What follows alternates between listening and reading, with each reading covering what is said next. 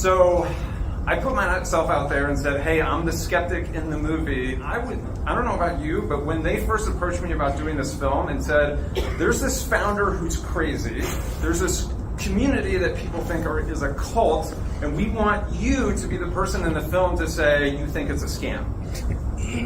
Oh, that sounds like that's going to go really well for me. My family didn't want me to do this. It was okay. So do you trust what he built? I'm starting to. Yes. Oh! But I did not say yes. Shadow House. Yeah, why? Yeah. Why? Because oh man. So HEX itself. And the community has been totally receptive, not just of me, but of Kelly. And we're live! We're live like Maddie Allen. We're live like Maddie Allen. And we sticking to HEX, because you know it's the best. Whatever the governments have been doing, it's not worked out. You've never had worse interest rates. Your money has never been worth less. Everything is getting worse. And the only thing that's making it better is cryptocurrency. It's better than the dollar. It's better than gold. It's better money. Crypto is money without governments, and it is money without banks. You're not going to meet another product like this as long as you live. Yes, every scammer in the world is going to tell you something similar. Good morning, everyone. Are you ready to look for some fraud this morning? They are promising 40% annual percentage return. I want to make people millionaires. I've made thousands of millionaires. Richard Hart's HEX token is a brilliant scam. Desperation has a look to it. And when you're looking for just anything, you will fall for anything. HEX is going to be the new cryptocurrency. We'll take over the market. There isn't anything else out there that's worth a shit. Everything I have worked for all my life is staked in HEX. Good. I put it all in. All what? All of our house money. Why is it important to you? I want to feel loved. Don't you guys want to feel loved? Everyone wants to feel loved, right? Richard is the Messiah. Savior. God. That sounds like a Ponzi scheme. Yes. That you're incentivizing people to pull money off the market. You know what? I think you just described a 401k. If the music stops, they're sitting on nothing. HEX doesn't make money. That's where I'm so frustrated. What is the value? This is the benefits. Do you want to get rich? No, I don't think that it's a scam. Because I trust Richard Hart. It seems like some of this is just a large performance art project. And if ultimately this is all a big performance art project, people are going to get fucked. I mean, you can fool a couple people, but, I mean, can you fool that many?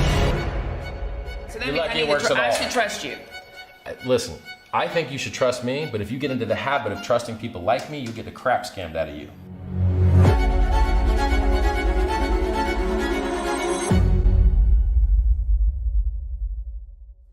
What'd you think of the movie? Hello everybody, Richard Hart here, welcoming you to the highest of stakes premiere. I'm a movie star. No, I'm a clown. The me that you see in this film died, so enjoy it. Humble me is what exists now. You'd be nervous, right? They haven't charged you with anything yet, but they've knocked on your door. Who's nervous? Okay. You're nervous. Okay. And they haven't charged. Nervous, and I'm nervous. Okay. But I've chosen to not let that fear turn me away from trying to really understand what this thing is. Yes, sir. Renee, and let me just conclude by saying, I have come to a point where I, really enjoy interacting with the hexagons. And to me, it's just these are real people. They are not idiots who are just blindly following this person. There are so many smart people. There are so many people who are willing to teach me. They're willing to listen to me. They're willing to kind of welcome me. To me, this is also a sociology experiment. And this has been one of the funnest weeks of my life. So it's you might think I'm crazy, but dude, It's so much fun. I can't pull myself away. Most people today think of crypto as an investment. They're just buying Bitcoin or other stuff on their phones because they want to get rich. But the origins of crypto are as money. There's a reason why we call it cryptocurrency.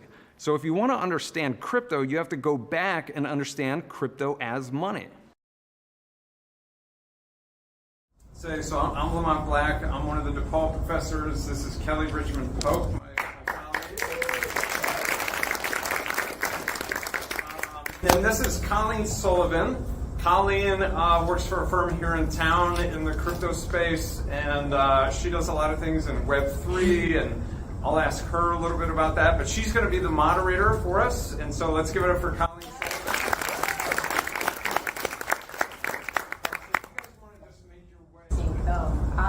So Kelly, you are a fraud expert. How did you get involved in that space, and then what led you to look into this? So I got a message on LinkedIn from Patrick and Grant. So they were the directors of the film, and it was very odd to get a message from someone saying, we want to meet with you. And I'm thinking, oh, we're going to have a conference call, it's going to be a Zoom. They're like, no, we're going to fly to Chicago and meet you. I'm like, and you didn't know them? This is totally out of the blue. No, I didn't know them. So they flew to Chicago for this meeting. Wait, and did you know about HEX or nothing? Had Lamont already talked to you? No, but I knew Lamont and what he studies and all his research, and so I knew that. So I knew when they said this HEX, this crypto coin, I knew, okay, I'm calling him. Because if he has heard of it, it's fine. When I asked you about it, and you're like, no, I've never heard of this, that's when I started to get a little concerned, because he's like Mr. Crypto on campus. So that's, but then once we started talking, and we were meeting, and they said, well, we're going to meet Richard Hart in 2 weeks. And I'm like, oh, wow, it would be pretty neat to meet him. And they're like, do you want to come? Oh, wow. I'm like, I don't know you. So, but if Lamont goes, I'll go. And so I sent you a text like, do you want to go to South Spain? And you're like, so it started with going to meet Richard in Spain.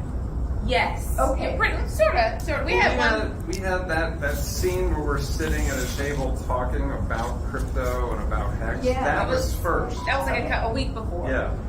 And then we just go to Spain. Yeah. And we just go to Spain. That was the first time I heard about the project. Then they were like, hey, let's go. No, but I think you've been lucky. Let me tell you how many times I've been lucky. My first business was a car stereo store out of my front yard. Hired my friends. It was fine.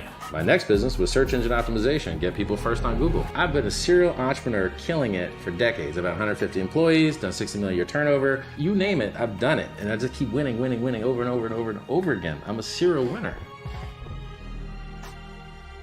And then, Lamont, they don't mention it in the film, but you were an economist with the Federal Reserve. Yeah. I mean, that's the origin of money. And yeah. So could you tell us a little bit about how you got interested in crypto in the first place, and then what did you think when Kelly came to you and mentioned HEX? Yeah, so I'm so glad that DePaul is in this film, and that's what really brought it to Chicago. So I think for you all to be here in Chicago and to see the movie is so great. Good morning, class. Welcome back. Today we're going to talk about money. Money is changing.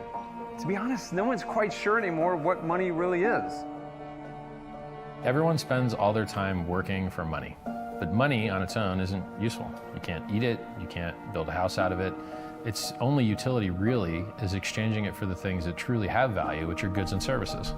Everything else is just accounting. So if you go back to the beginning of civilization, there was no money. People who wanted to buy and sell things had to use barter. Money doesn't really have intrinsic value.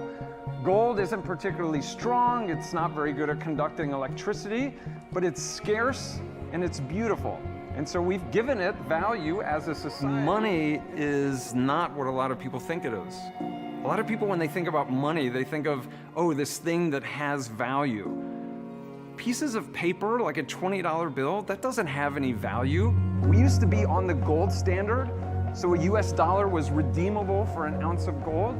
That changed long ago. Its only value is by decree. Someone said it has value. Our made-up imaginary internet money is better than the government's made-up imaginary internet money. Both of them are only backed by the shared fiction of the humans believing that they have value. So in 2008, I think the history of money changed forever. That was when the Bitcoin white paper was published on the internet. It is the peer-to-peer electronic cash. It is money without governments, and it is money without banks. It seems crazy to think that our economy is moving online, but our money would not be. This is the paradigm shift of our generation. So as Colleen said, I used to work for the Fed in Washington, D.C. I was there for 8 years through the financial crisis. And so my background is traditional finance. I moved here to Chicago 2013 for this job at DePaul. And I started teaching money and banking. And I tell people it was my students who got me into crypto. They were the ones I talked about the history of money, the characteristics of money, and then they said, well, what about Bitcoin? And so I had to start figuring it out. And so that started my learning journey. And I would say 2017 was when I really got serious. And I now teach courses on cryptocurrency at DePaul. As Kelly said, I've kind of become known as like the crypto guy on campus. But it was Kelly who got me involved in this project. I would not have been there otherwise. And yeah, what a ride. I'm kind of curious about one thing that stood out to me is, Bitcoin. You mentioned in the film that part of what was intriguing to you about Bitcoin is there is no issuer that you have to trust. And although they didn't get too into the details of how the contract works that allegedly Richard seems to have some control over, like how did you feel about that distinction where we don't know who she, he, they, Satoshi Nakamoto may be, but Richard seems to have, just how did you deal with that or think about that? Yeah, it's so funny. So I think almost everybody knows about Bitcoin now as the cryptocurrency. And a lot of people know that have heard this name, Satoshi. So the founder of Bitcoin is Satoshi Nakamoto, but no one actually knows who Satoshi is. Like that's, a pseudonym potentially. So it's kind of this unknown, which makes a lot of people very nervous about Bitcoin. It's well, we don't even know who created this thing. Like that's crazy. And then you have HEX, which is like the opposite end of the scale, where you know exactly who created it, and this person is larger than life, and people are like, this guy is insane, and that makes me nervous. And so you get these two totally opposite ends of the spectrum, and that's part of what this story is about, I think, is like, do you trust Richard or not? Do you trust crypto? Do you? No. No. Okay, well. Okay, we are set for you, Richard. What do you want people to know about you? There's $3.1 million watch. Who is Richard Hart? Genius. Legendary. Arrogant, bit of a narcissist. The benevolent king. $250,000. Hate me. I'm farther than you'll ever be in your whole life. Who does this guy think he is? Oh, I got the world's biggest diamond. I always forget that. That's funny. When we went outside to do the photo, they're really like, Richard. And I'm like, oh, that's cool, How's it going out there, everybody? Welcome, everybody. So who here is a Hexican? Any Hexicans here? Richard is an interesting guy. The first time I saw him, he was wearing a top hat. I'll tell you a little something about money. I kind of think of Richard Hart as like the Donald Trump of crypto. You can't look away. Okay, well, No. And I'm going to use yours, one word, scam or not.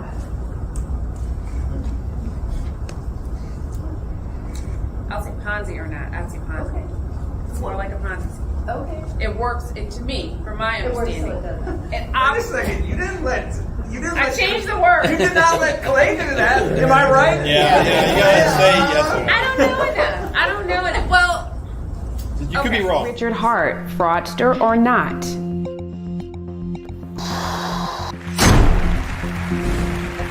Are you ready to look for some fraud this morning?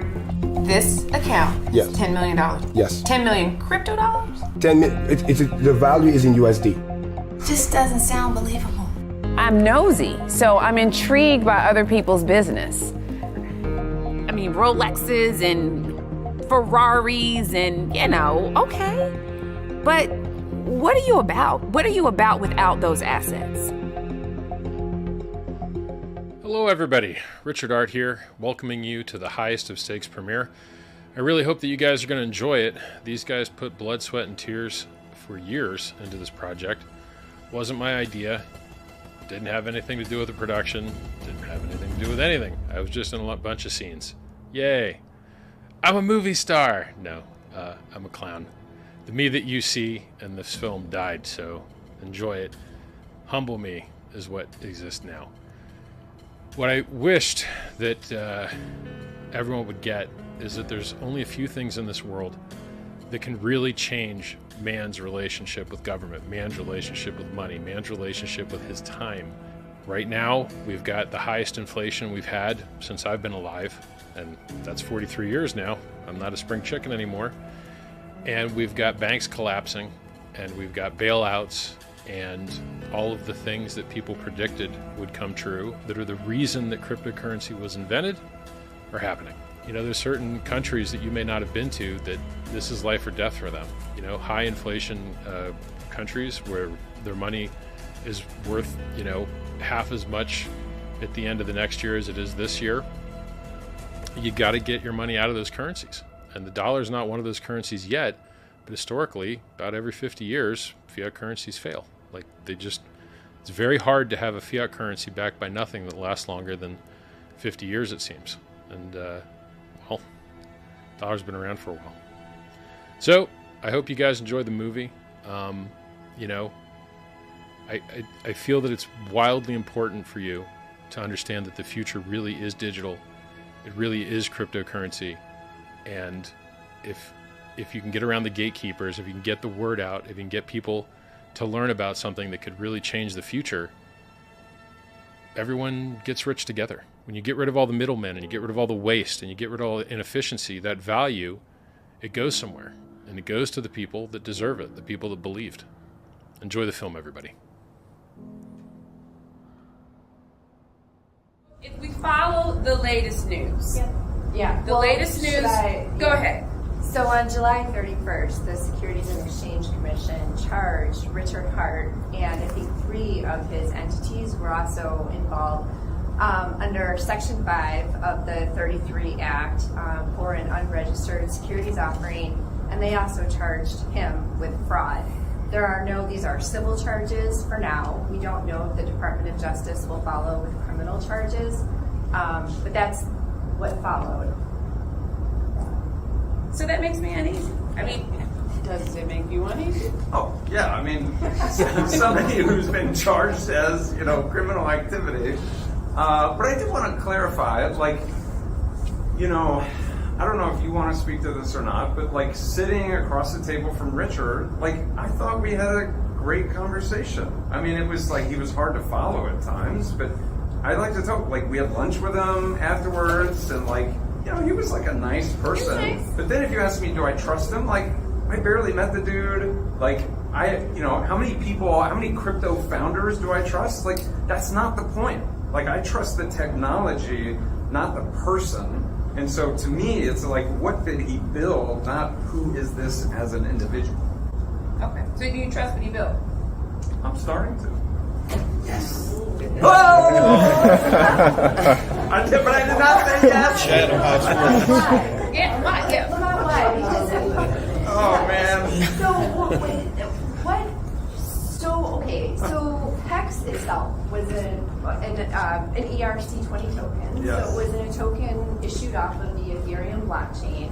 To your point, unclear exactly what the utility was. So unlike staking Ethereum on the Ethereum blockchain, which you're doing to protect the chain, in order to help build consent, I don't want to get too technical, but there's Kelly's giving you looks I now. know. Well, with Ethereum. No, I'm still. As soon as you start getting and I won't do that. But the challenge for me with HEX is to be, just with HEX itself prior to PulseChain, right? Is just what was the utility?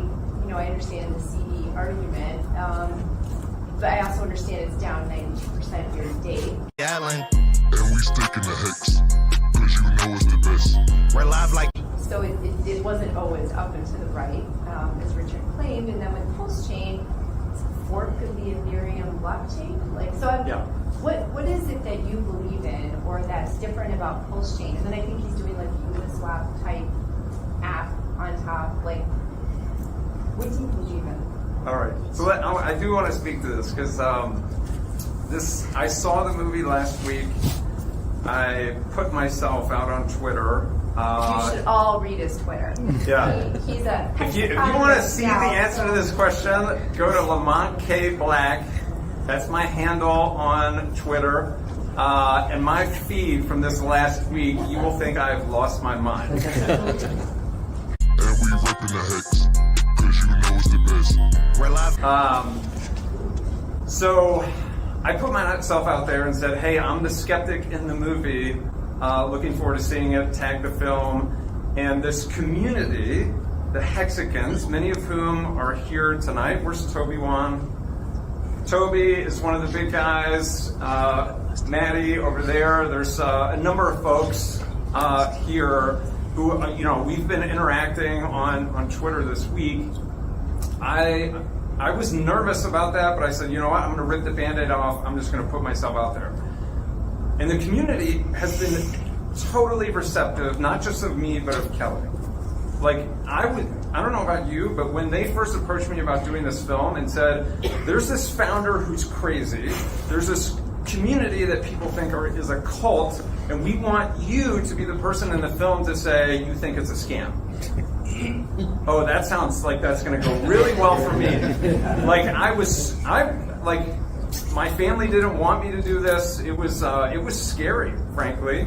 And so, but we did it. We put it out there, and I felt good about the film. And then when I put myself on Twitter, they were like, you know what? We respect you, and we value your opinion. You're an objective outsider, and we appreciate that you are willing to engage with us instead of just throwing stones from a distance. And I've now, this last week, viewed it as an opportunity to step into the community and just to start asking questions. Like, hey, help me understand this. Because, I did a lot of research for this film. I read the HEX white paper, and I feel like I learned a lot, but I just scratched the surface. And so you've been studying the activities of the HEX on the blockchain, right? Why wouldn't you invest in it?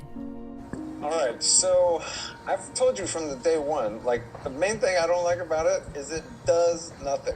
Well, to take that back, yes, it does do something. It makes people money. I don't think that HEX is a Ponzi scheme, but Ponzi schemes also make people money until they don't. I just don't see the value. I am a finance professional. What I look for is value. What is the value? Doesn't money bring you value? You mean to tell me that if I asked you, Lamont, can I borrow $150? And you said, sure, Kelly, I'll give you $150. And I bought HEX with it. And then told you in 2 years, that $150 loan, I turned it into $40,000 and I'm giving it to you. Would you say to me, Kelly, I'm principled, I'm a finance professional, I'm not going to take the money? Is that what you would say to me? I'm not sure I would turn that down. Okay. one of the things that I kind of worked my way into earlier this week was, what is the actual value of this staking mechanism? People are just locking up money and then it just prints money for them. That sounds like a Ponzi scheme because, you're earning 40% yield.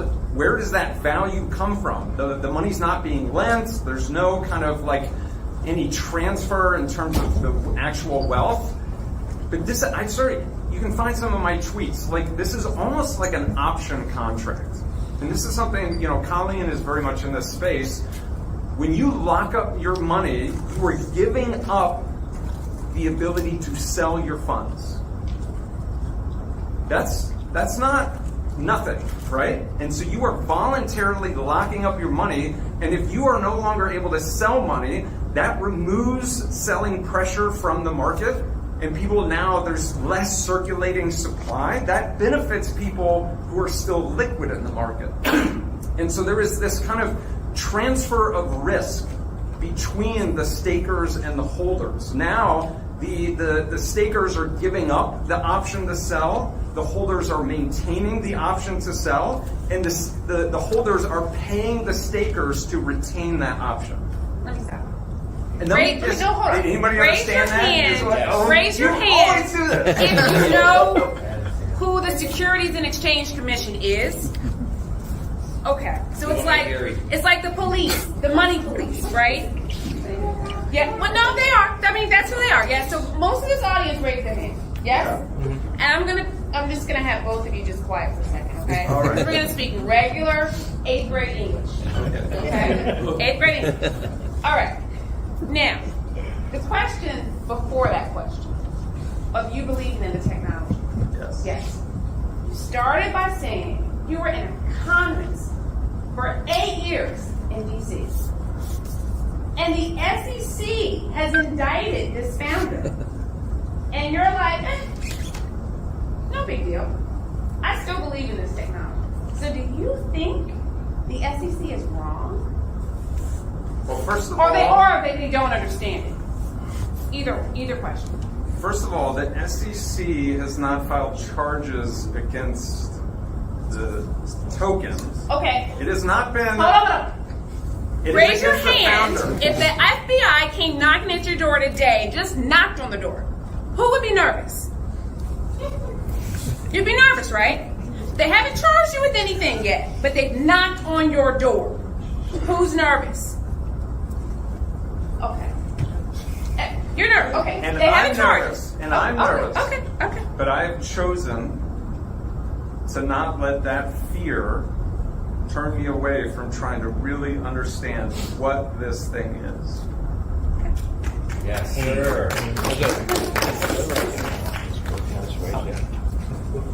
Now, whatever your token staking, And so, supply demand, go right ahead. So as I was saying when you cut me off. I'm not. I didn't have to. I know, I'm just giving you a hard time. So I don't know, Colleen, if you were picking up a little of those pieces, like there is this kind of transfer of risk, very similar to an option market, and people pay for that optionality. And so I'm starting to see the utility. And as soon as you have, this kind of smart contract that's providing some utility, then it's like, okay, maybe this isn't a scam. Maybe there is something to this. And so I've just been on this wild journey. And let me just conclude by saying, like, I have come to a point where I really enjoy interacting with the hexagons. And to me, it's just like, these are real people. They are not idiots who are just blindly following this person. Like, there are so many smart people. There are so many people who are willing to teach me. They're willing to listen to me. They're willing to kind of welcome me. To me, this is also a sociology experiment. And this has been one of the funnest weeks of my life. So it's you might think I'm crazy, but dude, it's so much fun. I can't pull myself away. Love it. What do you want people to remember you for? I think it's the community.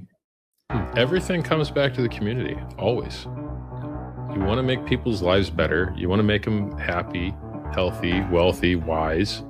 And what else matters?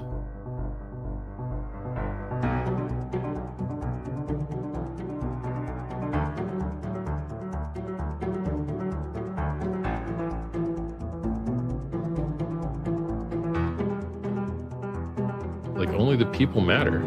And even making progress, as far as medical research, medical progress goes, who do you think does that research? People. So it's, for me, it's all about the people.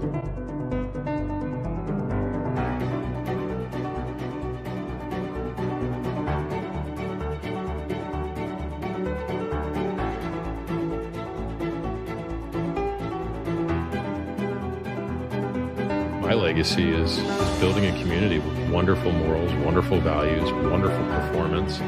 So, a shining city on a hill. That's what I care about.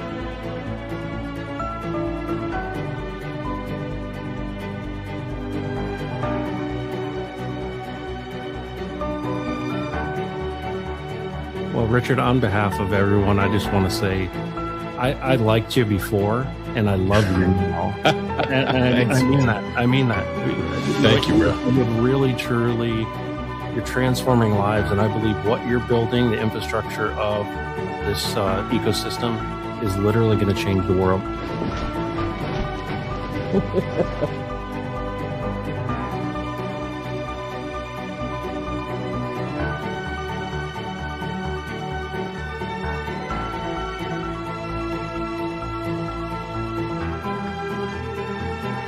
We're never going away. And I want you to remember this day for the rest of your life.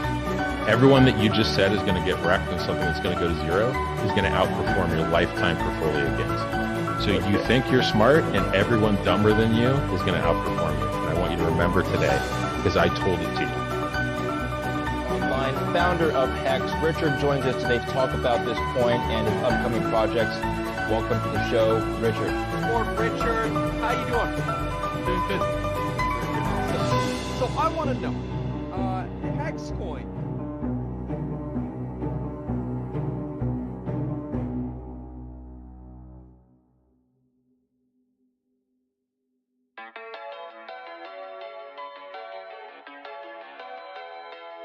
Well, cool. It's been fun.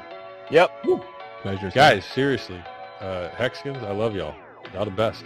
You're amazing. Love you too, Richard. Thanks. It's pleasure. It's going to be amazing. We have a bright future ahead of us, and I cannot wait to enter it. You're not by yourself with the marketing. We could help you out with that. Thank you, know. Yes. Well, thank you. I take all the help I can get. Yes, sir. I love it. That's why I love meeting Hexkins in real life, because I don't have to pay for food. Yeah. I got you, man. I got you. Yeah. I love food. Free food tastes better, I tell you. All right, guys, I'm out. I'll see you later. Thanks, man. All right, Richard, thank you. Keep being you. Are you guys okay if we open it up for audience questions? That'd be okay. Oh, yeah. So I have two different questions. I'm using your analogy about the holders and the stakers, right? So the only way that works is the holders have a supply, the stakers have a supply, and the holders. How do you maintain demand? Otherwise, that analogy or that system doesn't work. Supply only has value if there's demand. Yes. Okay, so that's my first question. Okay. The second one is a little bit different. So I'm going to use Richard's analogy of the Ethereum being the road and the cryptocurrency being the cars, right? So Ethereum was one road, and they've now created PulseChain as a second road. So that, in my mind, because I know nothing about cryptocurrency, and I kind of like it that way, it feels like a monopoly. I created the coin, HEX. I've now created the system by which HEX is on. You don't exactly know where everything is going. And one person or one entity, whatever that is, I'm not going to put it on the individual, I'm going to put it on the technology, but it's all in the same bucket. At least with Ethereum, it had to operate with Ethereum sort of rules and regulations. Does that make sense, what I'm asking? Yeah. Okay. So how is that okay? Okay, I'm going to try and answer both of your questions as quickly as I can. First one, that's your perspective of it's just being driven by future demand, and so you put in old money, and then you have to have new money. The new money pays the old money. That's a Ponzi scheme. The only way it goes up is if you have this constantly rising demand. But if this is a market, and if there is utility between the holders and the stakers, and they are transferring value between them, in a sense, those who are liquid are paying for that option, and they're the ones paying the stakers. Now you have a functioning market because you have utility. And so it's not just future demand, it is people exchanging value. In a closed system or an open system? It's a market. Okay? Second point on PulseChain. So yes, you have Ethereum that I talked about in the movie. At the end, it talks about PulseChain. You're right, it is basically a copy of Ethereum and building a second ecosystem.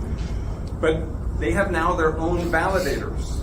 This is something I learned just over the last few days. There is an entire network around the world of people who are securing the PulseChain. Like, I'm sure Colleen, like, she hears the idea of, oh, you forked Ethereum, fine, but who's actually securing it? Like, there is a network of validators behind this blockchain, and it's not a monopoly. I would say it's the opposite. It's competition. Like, Ethereum is one blockchain. They've now created an alternative to Ethereum. And now, if you want to be on Ethereum, be on Ethereum. If you want to be on PulseChain, be on a PulseChain. That's what I love about the crypto market, is all this innovation creates options. And so you can opt out of traditional finance. You can opt out of Ethereum. You can just go where you find value. I think that's really cool.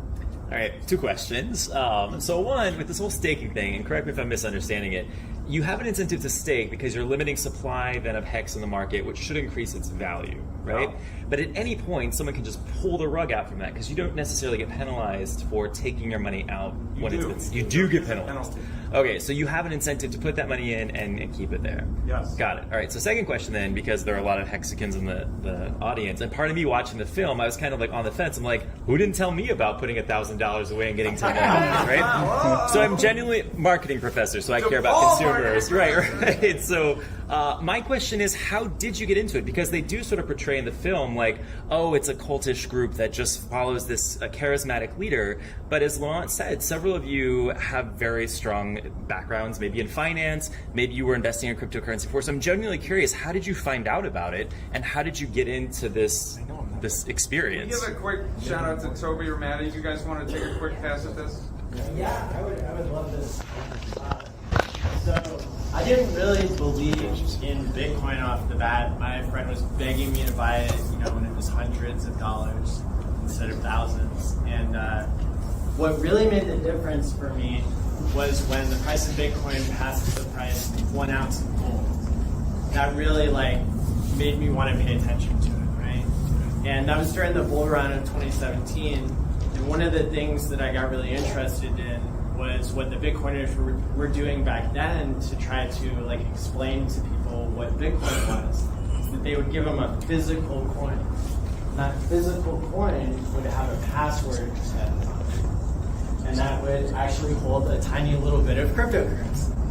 And so it's something physical that you can hold that's kind of also a puzzle, because it makes you want to peel the sticker back and see what the weird code is on the back of it, maybe type that into your computer and then see how it goes. But so that's kind of what got me interested in Bitcoin, was just being interested in economics and money in general. And then being able to see Bitcoin grow, I saw it go from $2,500 all the way to $20,000. And I was flipping ASIC miners on eBay. I was collecting these physical Bitcoins, and I was just learning as much as I could. And so I think no matter what stage somebody's at, where maybe Kelly said in the movie, you wish that it would be simple, right? And so having a physical coin that somebody's loaded up for you with a little bit of crypto, if crypto does really well, then maybe that coin's really valuable in the future, and you're good. And but then I also, like Lamont, have really dove in, for me, in the past 3.5 years, studying cryptocurrency, studying HEX, studying PulseChain, studying Richard Hart. And see, the number one thing that I wanted to bring to the space was people being more serious, because I saw crypto pirates and I saw outrage marketing, wanting wealth, and those things don't really excite me. Okay, let's see what we got here. Like Christmas, huh? Yay! Trichome hat. That's where we're at. What's gonna fix that? People should be learning about what cryptocurrencies can do for money. Because if you fix the money, you fix the world. So today I look at crypto as being the modern day equivalent to the pirating, because we're about to start taking it back from the banks. Ahoy, crypto pirates! I am the Captain RG3. Look at this. Woo! And so I would love to hear from you, Kelly. And did you gave my conference a yellow flag? Did I? I'm sorry. So one of the yeah, I got the red flag. Okay. One of the quotes that I really liked from Lamont in the movie is actually talking about the origin address, but it's going after this idea of like, you know, having a good king is you know, that's really good for a society. Having a democracy is messy, but having a bad king is totally the worst of all. And when I was hosting my first conference ever with 550 people who paid $250,000 in total to come to it,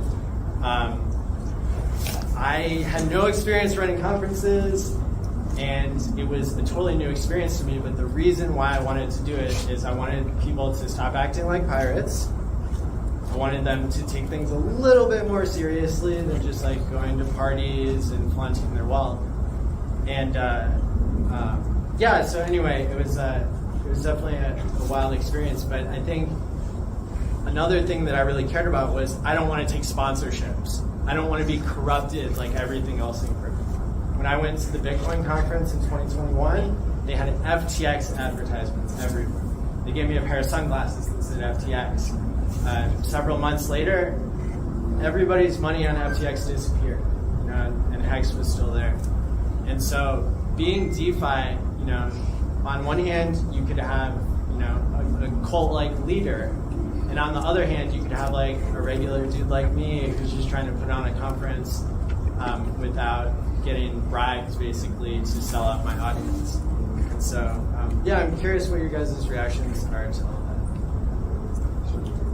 Like this idea that DeFi is messy, like democracy is messy. Oh yeah.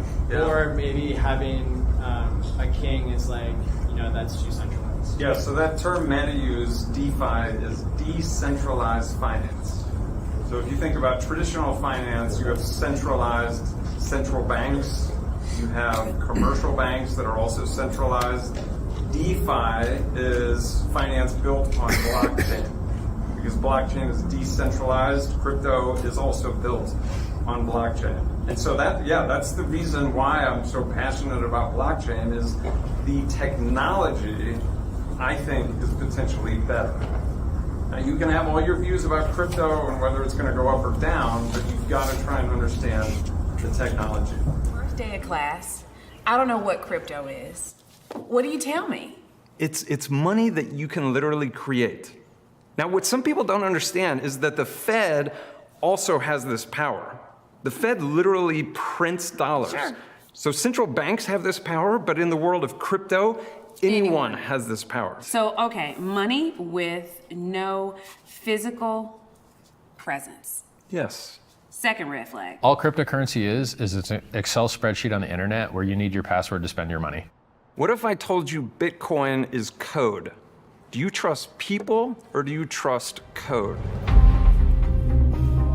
I don't know. I'm gonna say it's compelling. That's what you keep saying. Yes. People, the right people who are honest and true and do a good job, I'm gonna put my money with them, but people are fallible. People can be corrupted. People can make bad decisions. Hexicans, and I want to give a second perspective. Dumb luck is how I found Richard. I actually got into crypto in 2017. Absolutely got obliterated in 2018. You know, when the market crashed, I chased Bitcoin as it ran up. I'm like, oh my God, I've tripled my money. I'm like, nothing flat. This is the best thing ever. And then it went over the top, and I'd done some day trading in the 90s. So I was like, okay, dollar cost average, relax. This is cyclical. It's going to come back. And I bought all the way back down from the top. And around middle of 2018, I stumbled across one of the Top Hat videos. In this world, since what you do hourly doesn't scale, you need to own things. You need to own businesses, real estate, intellectual property, patents, or else you don't have any future of becoming a billionaire. I can't think of a single human being that has ever become a billionaire in the history of mankind that's done it by the hour. It just doesn't exist. So work hourly, get your business started, save up, You're going to use that money to get your inventory, to get your stock, to buy yourself some more time, right? And then, retail only goes so far.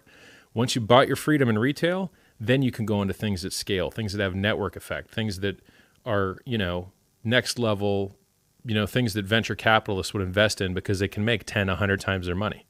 You got to start small, right? And whatever money that you save that you don't waste on things that you don't need is money that can go into your inventory and go into your advertising. And so I suggest you don't fall for stupid scams on the internet with people telling you that you're going to get rich quick, and all they do for a living is teach people how to pretend to get rich quick, and they just take your money, the money that you could have used to actually start a real business that actually provided real value to real people. If you're paying $3,000, $5,000 to some guru who's going to tell you how to get rich, yet he doesn't use it himself, you have to be curious. That you saw in the movie, and I'm like, okay, this guy seems pretty genuine, and I like what he has to say, and I'm going to maybe pay attention.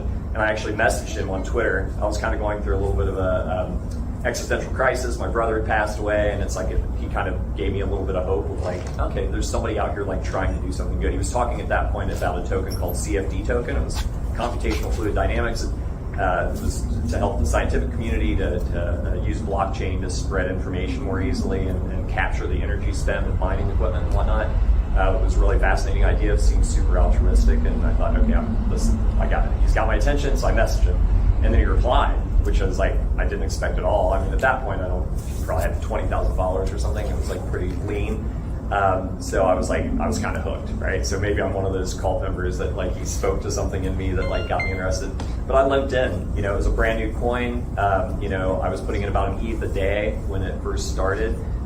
Sounds like a lot because ETH is like $1,800 now. Back then it was like $150, so it wasn't like a huge amount of money. And looking back, I'm like, man, I wish I'd put a couple ETH a day, and it'd been a different ball game. So yeah, kind of stumbled into it, and then I just started to learn more about it. And then as I understood it more, I started investing more in it, and I actually sold all of my Bitcoin, Litecoin, Ethereum, everything, and went all in on HEX in the end of 2021. And then I continued to invest. It's like I still haven't cashed out anything. I rode this one all the way to the top too, but most of it was staked. So I'd encourage you to just go to hex.com, start there. There's a really active community on Twitter. Maddie has a great show. He does twice a week on YouTube. I'm a lucky participant on the Tuesday night show called Game Theory Gang. We get on there and talk for about 2-3 hours sometimes. Oh yeah. And we try to keep it entertaining and educational, and so because it's like it can get a little dry. Crypto can be a little boring, but there's layers to it, and I think Lamont's discovering that. It's like it's funny because it's like for my question. Kelly's worried about me. For my right. Well, my question was going to be to Kelly actually and be like, okay, at what point in the movie were you converted?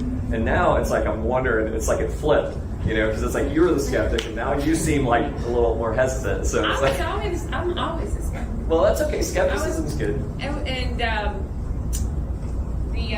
indictment made me a little bit more. Well, it's civil, it's not criminal. State police, FBI, do you care? Well, the other thing too, not to go down the rabbit hole on this, but it's like blockchain is public information, right? So one of the allegations is that you misappropriated funds. If it's not deemed a security, you can't misappropriate funds from something that's not an investment. So there's one, but number two, it's all transparent on the blockchain. So you can actually see, and people, because they're just rabid in the HEX community, have done the deep dives on the blockchain and seen where those sacrifice funds are, and none of them have been sold.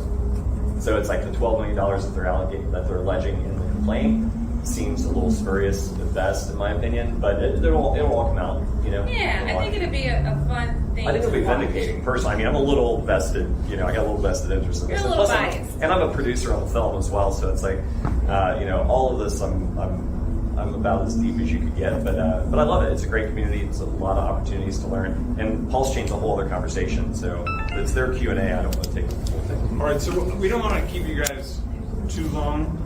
I'll make a comment. I love the film, and I think Kelly and Lamont get to see a more philosophical or axiological approach to things. Like, what is a human being worth? Is it your bank account or is it your idea?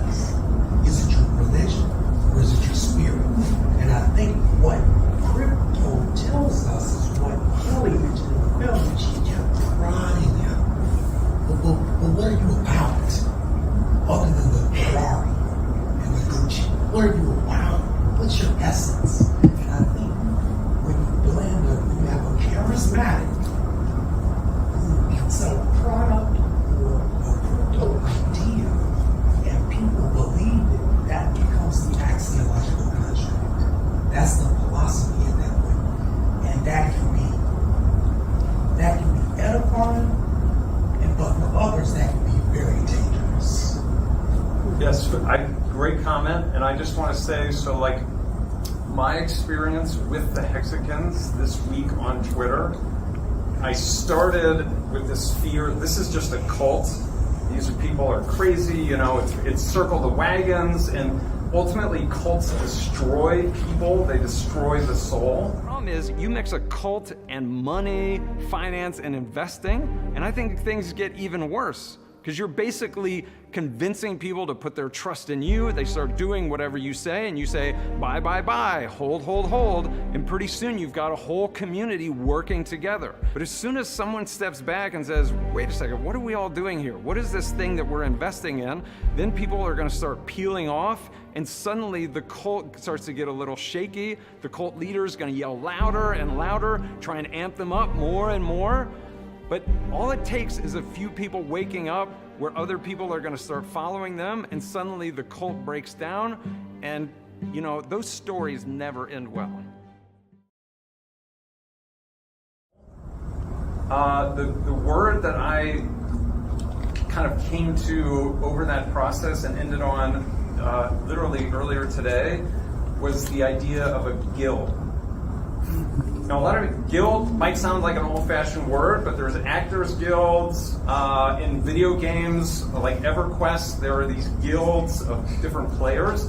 A guild is simply a group of people with a shared purpose, and they come together to work together and to build something together. Now, you can call that a cult, but if you're building something of value, and I'm starting to see some of that value, that passion, that's not cult, that's belief, that's hope. And so it's a very fine line.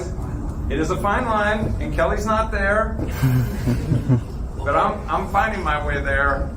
And they call it the rabbit hole, and unfortunately I feel like I'm kind of falling into it. So thank you. All right, how are you guys doing? I think we should try and wrap this up. I just have a quick question for, I think it's Toby. Yeah. When you stake, what's the lockup period? It can be anywhere from 1 day to 5,555 days. So it's the gamut. I do quarterly staking. So you spread out. Yep. So then that way you have something coming every 90 days. And you're not. So you do have some liquidity with it. You do have some liquidity. And then the other question I have is, in the movie, does he own 90% of the tokens? So this is something called the HEX audit. It just goes into what's happening with the OA. What's really interesting is when you dig into the OA, I think it exposed a lot of things that should be known about HEX, but I don't think most Hexicans wanted people to know about HEX. I mean, just to give you my take on the OA, I think that you guys did a really good job of presenting this idea that you're not in crypto to trust one man, right? And so if one address had controlled 90% of the coins and it started at 50%, that's a big risk, right? Of like, if you don't trust the man, or if you're in crypto because you want to remove middlemen and remove trust, then it's kind of a big deal. So we can see on chain that it started with 50% of the coins, and now it owns like 95% of the coins. It's never sold a single coin. So that's an address that's been buying down. I think it's time to wrap. Thank you very much for being here. Let's give it up for Kelly and Colleen.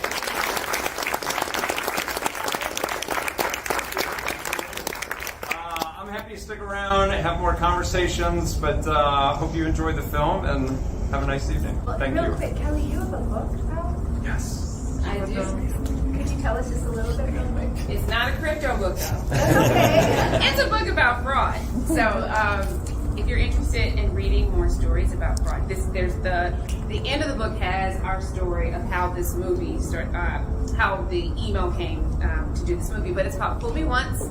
Scam Stories and Secrets from the $1 Trillion Fraud Industry. So you can get it on Amazon. It's on sale right now for $17. Awesome. It's normally $30. You can take the difference and invest in HEX. She said that, not me. She said that. Billy, onboarding. One of us.